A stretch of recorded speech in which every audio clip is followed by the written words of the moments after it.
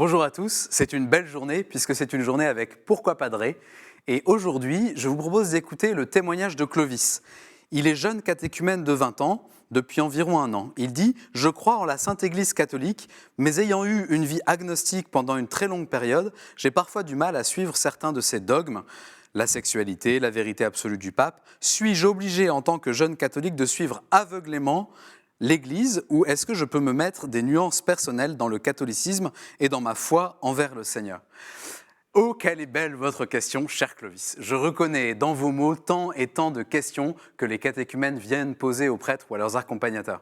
Alors d'abord, j'ai envie de vous encourager. Bravo de vous être laissé interpeller par Jésus. Bravo d'avoir consenti à sa présence dans votre vie.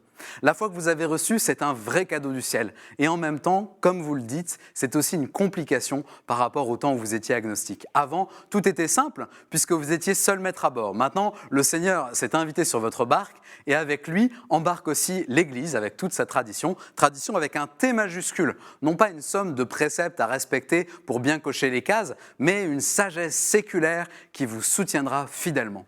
Faut-il suivre aveuglément l'Église ? Dans votre question, vous entendez bien qu'il y a quelque chose qui cloche. C'est ce mot que vous employez vous-même, aveuglément. L'Église peut-elle vous demander d'être aveugle ? Est-ce le style de l'Église de demander à ses fidèles de renoncer à leur liberté intérieure ? Si l'Église est la servante fidèle du Christ, elle ne peut pas exiger de ses membres quelque chose de contraire à l'enseignement de Jésus. Donc non, cher Clovis, vous ne devez pas suivre aveuglément l'enseignement de l'Église.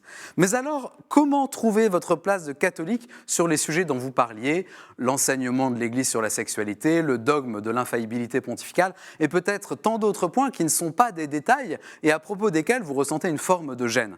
Je vous propose une double attitude intérieure.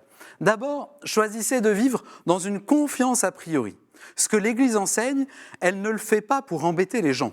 Si elle y tient aujourd'hui comme hier, c'est certainement pour de bonnes raisons.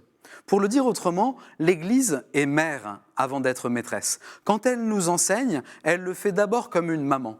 Elle le fait pour notre bien, pour notre croissance intérieure, pour l'épanouissement de notre bonheur. Donc, confiance d'abord. Mais en même temps, choisissez d'honorer les questions qui habitent votre cœur. Vous avez la chance, comme catéchumène, d'être accompagné. Vous avez des personnes à qui poser vos questions. Une question, c'est fait pour être posée. Si on la pose, on est sûr de grandir. Si on ne la pose pas, si on la garde pour soi, elle finit par nous faire du tort, par nous faire douter, par nous décourager. Clovis, vous ne dérangerez jamais un prêtre en venant lui poser les grandes questions qui vous habitent. Allez-y à fond et vous verrez à quel point on grandit les uns par les autres. D'ailleurs, je vous fais une confidence, moi aussi, j'ai des questions et je les pose à des grands frères, à des grandes sœurs dans la foi et comme ça, j'avance. Confiance et audace fraternelle. Voilà les deux maîtres mots pour grandir en liberté sans s'enfermer dans son libre arbitre individuel.